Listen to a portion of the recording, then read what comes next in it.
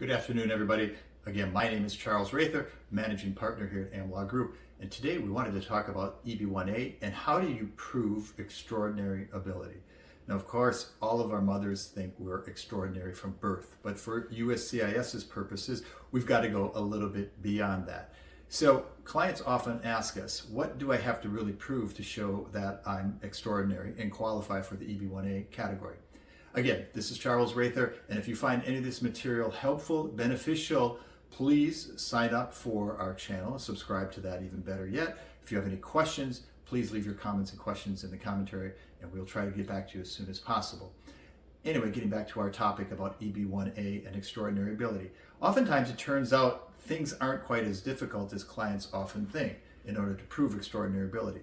Sometimes it can be difficult. It really depends on your type of activity, where you've worked, what kind of work or profession you're engaged in. Because, for example, let's say if you're in the performing arts, singing, acting, producer, we've had numerous producers, it's almost inherent with their work that they get PR, that their activities and work are publicly available, publicly scrutinized and reviewed. And that always makes things a little bit easier from an EB1A perspective.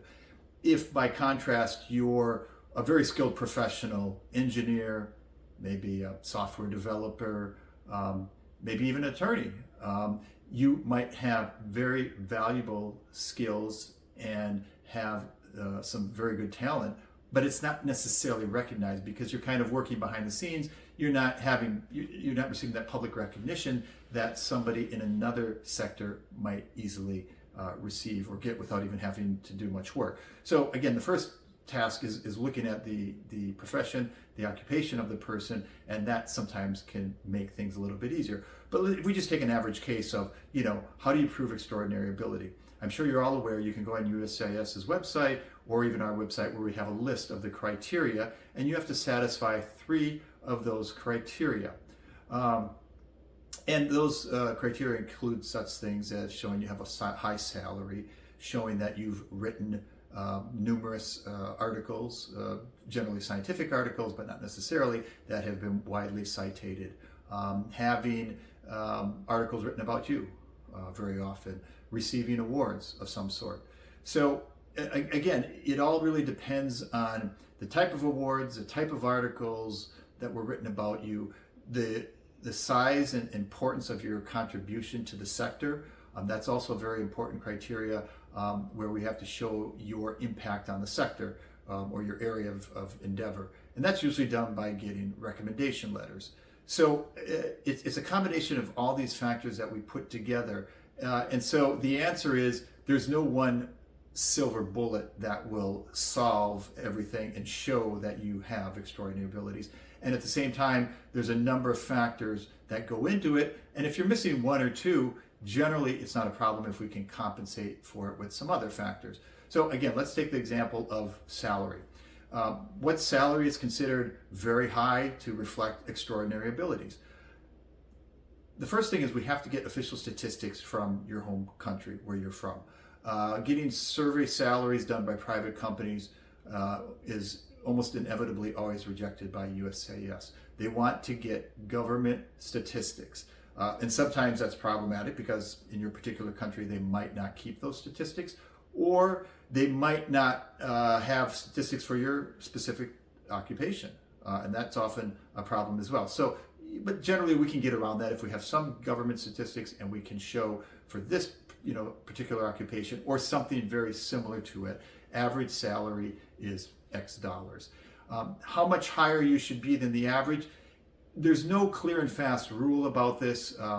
Generally, if you're anywhere above, I would say if you're 50% or 100% above the average, you really don't have any problems. That's a pretty clear sign that you are extraordinary in that particular field. If your salary is 20% above average, 30%, that's questionable. And again, it's up to the discretion of the officer and also the attorney you're working with, and we can say, hey, we'll try to go with this. Let's say your salary is only 25% above the average. That's not too great, but they might give it to you if you have other strong criteria.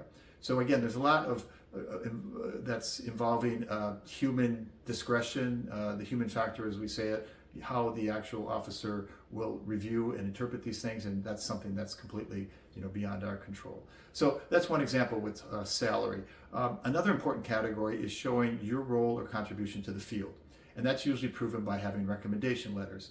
Now, getting recommendation letters, obviously, from your parents and your neighbors and your uncle are not going to cut it.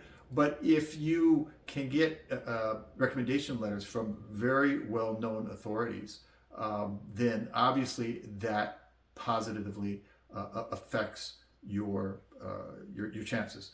And so the more important, the more well-known, the more recognized the authors are of your recommendation letters, the greater impact that will have on your case. And of course, if you can get a super high leading authority in your field, and we always provide a little biographic summary about the author, maybe some links to their sites or Wikipedia or other memorable sites or something that shows why this person's opinion should matter, then that will definitely help you. And hopefully in those recommendation letters, they talk about what your role has been in the field, how you've changed the work of others, how you've either improved the work of others by the contributions you've made, or maybe how you've changed the field itself by opening up new boundaries, new horizons for your area of work.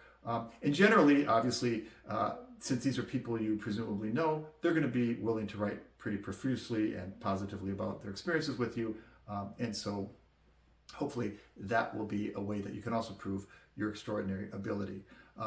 Things such as articles, those are generally quite helpful as well. And the thing with articles too is if maybe you don't have too many articles right now, it's always possible to either have new articles written about you or prepare new articles on your own that you would then get published and hopefully get some citations to that would help your case as well. So, there's always a situation where maybe a client is missing a little bit of evidence and we need some time, maybe 3-6 months, to kind of put the finishing touches on some of the other items.